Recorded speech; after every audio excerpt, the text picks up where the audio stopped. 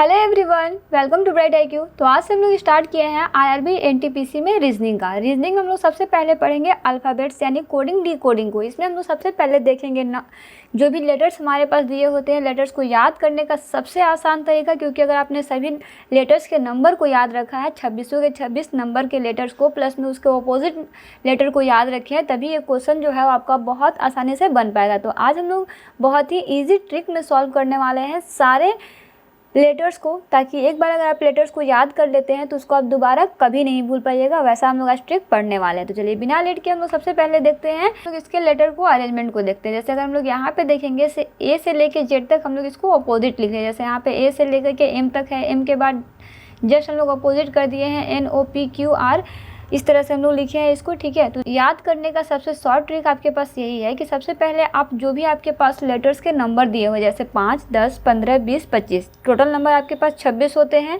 ठीक है, तो 26 को आपको 5-5 में डिवाइड कर लेना है। जैसे 5 पे क्या होता है, तो 5 पे आपका E होता है, 10 पे आपका J होता है, 15 पे आपका O होता है, 20 पे आपका T होता है और 25 पे आपका Y होता है। अगर आप यहाँ पे E 4 5 याद रखते हैं तो इसके आगे और पीछे का 2 से 3 लेटर जो है वो आपको याद रहेगा। ऐसे E के बाद FG आता है, यानी कि 6-7 आ जाएगा। उसी तरह से अगर आप J याद रखते हो कि J 4 10 होता है तो J के आगे आपका KL आएगा, यानी कि 11-12 आएगा, और J के पहले आपका I आएगा, IJ आएगा, यानी कि 9-8 आएगा। तो इस तरह से आप लेटर को याद रख सकते हैं। अगर आपको एक लेटर याद रहेगा तो उसके आगे और पीछे का 2-3 लेटर जो है वो आपको अमूमन याद हो जाएगा।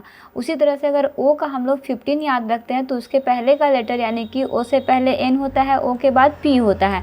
तो ये आप याद रख सकते हो कि 15 से पहले 14 यानी N होगा और 15 के बाद 16 यानी P होगा। ठीक है, उसी तरह से T को आप आसानी से याद रख सकते हैं। T20 तो आपका ऐसे ही याद हो जाएगा, और T20 से पहले आपका T से पहले S आता है, T के बाद U आता है, तो इसको भी आप अच्छे से याद रख सकते हैं। जैसे UVW, यहाँ पे एक लाइन से आप याद रख सकते हैं। UVW का 21, 22, 23 से याद रख सकते हैं, है ना। उसी तरह से Y का होता है 25, तो Y4 25 होता है। यहाँ पे Y से पहले आपका X होगा, X यानी 24 हो जाएगा, और Z यानी 26 हो जाएगा। तो इस तरह से आप सबसे पहले 5-5 में सभी लेटर्स को डिवाइड करके उसको याद कर लीजिए, देन उसके बाद में सभी लेटर्स को अच्छे से याद कर लीजिए। चलिए हम लोग अपोजिट लेटर को याद करने का सबसे अच्छा ट्रिक देखते हैं। जैसे कोई भी आपके पास अल्फ़ाबेट्स दिया हुआ है तो उसके अपोजिट लेटर को कैसे आप याद रखिएगा। जैसे A का उल्टा Z होता है, इसको आज़ाद से याद रख सकते हैं, AZ हो जाएगा इसका। B का उल्टा Y होता है, इसको बॉय से याद रख सकते हैं। C का उल्टा X होता है, क्रैक से याद रख सकते हैं। D का उल्टा W होता है, इसको ड्यू से याद रख सकते हैं, DW ड्यू आपका हो जाएगा। वहीं H का उल्टा S होता है या फिर S का उल्टा H होता है तो इसको हाई स्कूल से याद रख सकते हैं। I का उल्टा R होता है, इसको इंडियन रेलवे से याद रख सकते हैं।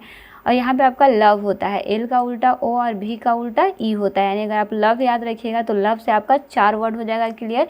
E का उल्टा V और L का उल्टा O ना। उसी तरह से फन का क्या हो जाएगा, F का उल्टा U हो जाएगा। यहाँ पे फुल भी होता है, लेकिन अगर आप फन याद रखिएगा तो FU आपको ऐसे याद रहेगा, फन ना।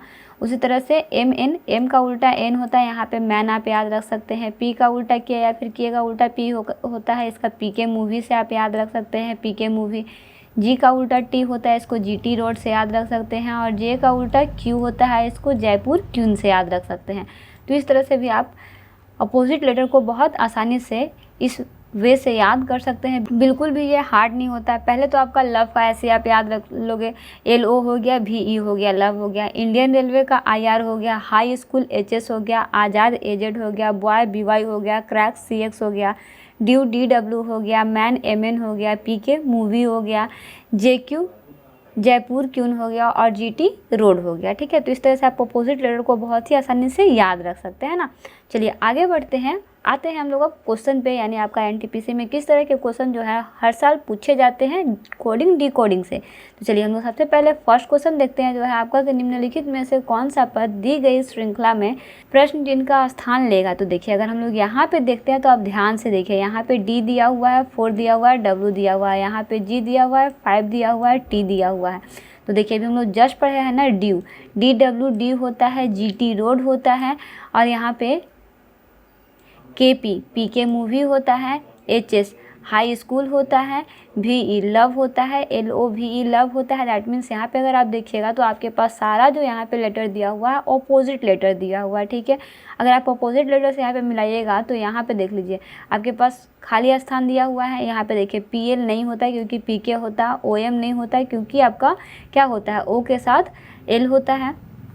यहाँ पे देखिए आपके पास यहाँ पे देखिएगा तो O का यहाँ पे L दिया हुआ है, O का L यहाँ पे भी दिया हुआ है। कन्फ्यूज़न कहाँ है कि यहाँ पे 13 है, यहाँ पे 14 है। दैट मीन्स आपको नंबर का भी कंपैरिजन करना होगा। अगर हम नंबर का कंपैरिजन देखिएगा तो 4 में +5 करते हैं तो ये कितना आता है, 9 आता है। बिल्कुल सही बात है। उसी तरह से अगर हम लोग 9 में 5 प्लस करते हैं तो कितना आता है, 14 आता है, ठीक है। बिल्कुल सही बात है। और अगर हम लोग 14 में 9 ऐड करते हैं तो हमारा 23 आता है, और 23 में हम लोग 14 ऐड करेंगे तो 37 आएगा। दैट मीन्स यहाँ पे क्या हो रहा है कि हम लोग हर लेटर को जैसे 4 में 5 जोड़े, उसके बाद जो आंसर आया फिर उसको जोड़ेंगे, फिर उसके बाद जो आंसर आएगा उसको अगले नंबर से जोड़ेंगे, फिर उसके बाद जो आंसर आएगा उसको अगले नंबर से जोड़ेंगे और अगला नंबर लिखेंगे। इस तरह से करके यहाँ पे आपका जोड़ा गया। दैट मीन्स इसका करेक्ट आंसर क्या हो जाएगा, तो वह आपका ऑप्शन डी इसका करेक्ट आंसर हो जाएगा। यहाँ पे 9 में +4 जोड़ेंगे तो 14 हो जाएगा। दैट मीन्स ये आपका करेक्ट आंसर हो जाएगा, ठीक है। यहाँ पे मैं उसी डिफिनेशन को यहाँ पे लिखी हूँ कि all letter opposite and all number added in increasing order. यहाँ पे जैसे 4 + 5 करेंगे तो 9 आएगा, 5 + 9 करेंगे तो 14 आएगा, और 9 + 14 करेंगे तो 23 आएगा, एंड सो ऑन इसी तरह से होगा। इसलिए आपका करेक्ट आंसर जो है आपका ऑप्शन नंबर डी हो जाएगा। यहाँ पे कुछ मैं आपको डेफिनेशन लिखी हूँ ताकि जब आप MCQ को सॉल्व कर रहे हो आपको प्रॉब्लम हो तो अगर आप इस लेटर को देख लीजिएगा, इसका थोड़ा सा देख लीजिएगा कि इसका डिफाइन किस तरह से किया गया तो आपको याद हो जाएगा। हालांकि इन सभी का PDF जो है वो आपको टेलीग्राम चैनल पे तुरंत अपलोड हो जाएगा। वहाँ जाके आप संपूर्ण क्वेश्चन को अच्छे से रिवीजन कर सकते हैं। इसके अलावा भी बाकी जो क्वेश्चन होंगे उन सारे क्वेश्चन को भी मैं आपको टेलीग्राम चैनल पे अपलोड कर दूंगी ना। चलिए आगे बढ़ते हैं। इसका नेक्स्ट क्वेश्चन है, आपके पास के निम्नलिखित में से कौन सा पद दी गई श्रृंखला में प्रश्न चिन्ह के जगह पे होगा। यहाँ पे भी सेम वही क्वेश्चन दिया हुआ है, बस इसका पैटर्न आपका डिफरेंट दिया हुआ है। यहाँ पे अगर आप देखिएगा तो PE 11 दिया हुआ है, QD 2 दिया हुआ है, RC 9 दिया हुआ है और SP 4 दिया हुआ है। यहाँ पे अगर आप क्वेश्चन का पैटर्न देखिएगा तो PQRS दिया हुआ है, एक लाइन से दिया हुआ है। दैट मीन्स PQRS दिया हुआ है, लास्ट का इसके बाद आपका क्या आएगा, T आएगा। उसी तरह से EDCB दिया हुआ है, डिक्रीजिंग ऑर्डर में अरेंज किया गया है। दैट मीन्स इसके बाद आपका क्या आएगा, तो A आएगा। दैट मीन्स ABCDE तक आपके पास यहाँ पे दिया हुआ है। यहाँ पर तो हमको पता चलेगा कि TA होगा, लेकिन यहाँ पे TA 7 भी दिया हुआ है और TA 6 भी दिया हुआ है। अब दोनों में से कौन करेक्ट आंसर है, इसके लिए हमको नंबर भी देखना पड़ेगा। तो नंबर के लिए अगर हम लोग देखेंगे तो 11 और 2 में तो कोई कंपैरिजन नहीं है, लेकिन अगर आप यहाँ पे देखिएगा 11 में -2 कीजिएगा तो आपका क्या आएगा, 9 आएगा, और 9 में अगर हम लोग -2 करते हैं तो मेरा क्या आएगा, 7 आएगा। सेम उसी तरह से आपके पास यहाँ पे पैटर्न दिया हुआ है। 2 में +2 करेंगे तो 4 आएगा, फिर 2 यहाँ पे प्लस करेंगे तो ये 6 आएगा। लेकिन यहाँ पर तो हमको ये नंबर तो नहीं फाइंड आउट करना है, यहाँ का नंबर हमको फाइंड आउट करना है। दैट मीन्स मेरा क्या हो जाएगा, TA और 7 हो जाएगा ना। दैट मीन्स इसका करेक्ट आंसर क्या हो जाएगा, तो जी हाँ, इसका करेक्ट आंसर जो है वो आपका ऑप्शन नंबर B इसका करेक्ट आंसर हो जाएगा, है ना। तो इस तरह से हम लोग पैटर्न के क्वेश्चन को आसानी से सॉल्व कर सकते हैं। ये क्वेश्चन आपका IRB NTPC 2021 में पूछा गया, किसी शिफ्ट में पूछा गया क्वेश्चन है ना। देखिए यहाँ पे मैं आपको समझाने के लिए लिख दी हूँ कि डिफरेंस बिटवीन अल्टरनेट डिजिट। यहाँ पे अल्टरनेट डिजिट के बीच का डिफरेंस जो है वो -2 एंड +2 है। ऑल्सो यहाँ पे +2 भी है ना, याद रखिएगा। यहाँ पे +2 है, +2 किस में है, तो देखिए +2 -2 भी यहाँ पे नंबर के साथ है और +2 भी नंबर के साथ है। And also each letter arrange in ascending order and descending order. यहाँ पे प्रत्येक लेटर्स जो है वो पहले आपका असेंडिंग ऑर्डर में अरेंज है, फिर डिसेंडिंग ऑर्डर में अरेंज है। क्लियर है। चलिए आगे बढ़ते हैं। इसका नेक्स्ट क्वेश्चन देखते हैं, जो है आपका कि निम्नलिखित में से कौन सा पद दी गई श्रृंखला में प्रश्न चिन्ह पर होगा। तो प्रश्न चिन्ह पे होने की बात है तो यहाँ पे भी आप देखिए 5E दिया हुआ है, 7F दिया हुआ है, 11H दिया हुआ है, 17K दिया हुआ है। समझिएगा क्वेश्चन को। E में +1 करते हैं तो मेरा क्या आता है, F आता है। उसी तरह से F में अगर हम लोग +2 करते हैं तो H आता है। H में हम लोग +3 करते हैं तो K आता है, यानी कि K में +4 करना होगा। दैट मीन्स अगर हम लोग K में +4 करेंगे तो क्या आ जाएगा, तो K में +4 करेंगे तो मेरा O आ जाएगा, है ना। तो इस तरह से हमारा पैटर्न जो है वो दिया हुआ है। और यहाँ पे अगर हम लोग नंबर की बात करें तो नंबर में मेरा क्या हो जाएगा कि 5 में +2 करते हैं तो यहाँ पे कितना आता है, 7 आता है। 7 में +4 करते हैं तो 11 आता है, ठीक है। 11 में प्लस क्या करते हैं, तो जी हाँ 11 में प्लस 6 करते हैं तो मेरा कितना आता है, तो जी हाँ 11 में प्लस 6 करते हैं तो आपका 17 आता है। उसी तरह से 17 में प्लस 8 ऐड करेंगे तो आएगा, तो जी हाँ इसका आंसर जो है वो आपका 25 आ जाएगा। लास्ट का यहाँ पे क्या आ जाएगा, 25 आ जाएगा, है ना। यानी कि यहाँ पे आपका क्या होना चाहिए था, 25 ओ होना चाहिए था ना। माफ़ कीजिएगा, यहाँ पे ऑप्शन जो है वो आपका गलत हो गया है। मैं आपको टेलीग्राम चैनल पे जब लिंक दूंगी ना तो उसको मैं सही करके यहाँ पे ऑप्शन दे दूंगी ना, यह ऑप्शन आपका गलत हो गया है, ठीक है। तो यहाँ पे जो आपका करेक्ट आंसर जो होगा वो आपका क्या हो जाएगा, 25 ओ हो जाएगा इसका करेक्ट आंसर, ठीक है। यहाँ पे नंबर के बीच में 2 का डिफरेंस है और लेटर जो है वो आपका असेंडिंग ऑर्डर में इस तरह से अरेंज किया हुआ है, ठीक है।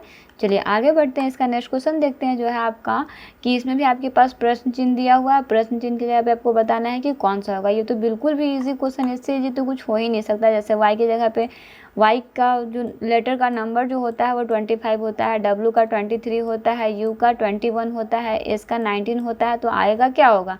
ऑप्शन के अकॉर्डिंग हम लोग देख लेते हैं, तो क्यू का जो होता है वो आपका 17 होता है ना।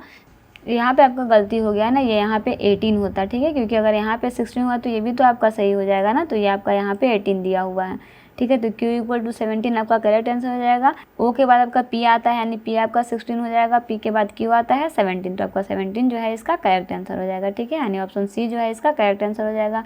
यह आपका IRB ALP 2018 में पूछा गया क्वेश्चन है ना। चलिए आगे बढ़ते हैं, इसका नेक्स्ट क्वेश्चन देखते हैं जो है आपका, इसमें भी आपके पास श्रृंखला दिया गया है और आपका प्रश्न चिन्ह के जगह पे बताना है कि कौन सा लेटर जो है वो होगा या फिर क्या यहाँ पे होगा। यहाँ पे अगर आप देखिएगा तो I का 10 दिया हुआ है, L का 13 दिया हुआ है, O का 16 दिया हुआ है, यानी कि I का लेटर क्या होगा। अगर आप यहाँ पे देखिएगा तो I का जो वैल्यू होता है ना, यानी कि I जो है वो आपका 9 नंबर पे आता है, एल जो है वो आपका 12 नंबर पे आता है, ओ जो है आपका 15 नंबर पे आता है। यानी कि यहाँ पे एक एक लेटर जो है वो आपका कम करके दिया गया है। लेकिन अगर आप वही नंबर की बात कीजिएगा ना, वही अगर हम लोग लेटर यहाँ पे देखते हैं तो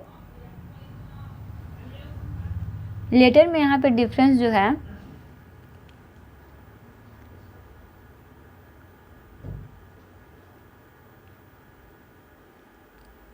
चलिए, तो अगर हम लोग यहाँ पे नंबर के बीच का डिफरेंस देखते हैं, तो अगर हम लोग नंबर के बीच का डिफरेंस देखते हैं तो 10 में +3 करेंगे तो 13 आएगा, 13 में +3 करेंगे तो 16 आएगा, और 16 में +3 करते हैं तो हमारा कितना आता है, 19 आता है, और 19 में +3 करते हैं तो 22 आता है, ठीक है। और 22 में +3 करते हैं तो 25 आता है। अब यहाँ पे आते हैं, देखिए, तो अगर आप यहाँ पे देखिएगा तो आपके पास 3 के डिफरेंस में जो है वो आपके पास यहाँ पे 2 नंबर दिया हुआ है। पहला है आपके पास 19 और दूसरा है 22, ठीक है। यानी कि यहाँ पे आपका ऑप्शन सी जो है ये करेक्ट आंसर हो जाएगा। अगर आपको लेटर का नहीं भी याद है कि लेटर का पोजीशन किस तरह से है, तो अगर आपको नंबर सिर्फ याद है तो नंबर के भी अकॉर्डिंग इस क्वेश्चन को आप आसानी से सॉल्व कर सकते हैं। क्योंकि अगर आप यहाँ पे देखिएगा तो आई दिया हुआ है, एल दिया हुआ है, ओ दिया हुआ है। यहाँ पे भी लेटर के बीच में +2 का डिफरेंस है, ठीक है। यहाँ पे अगर आप देखिएगा तो आई के बाद जे के नहीं होता, एल होगा। एल के बाद आपका एम एन नहीं दिया हुआ है, ओ दिया हुआ है। ओ के बाद आपका पी क्यू नहीं दिया हुआ है, आर दिया हुआ है। आर के बाद आपका एस टी नहीं दिया हुआ है, यू दिया हुआ है। दैट मीन्स करेक्ट ऑप्शन जो है आपका ऑप्शन सी जो है इसका करेक्ट आंसर हो जाएगा, ठीक है।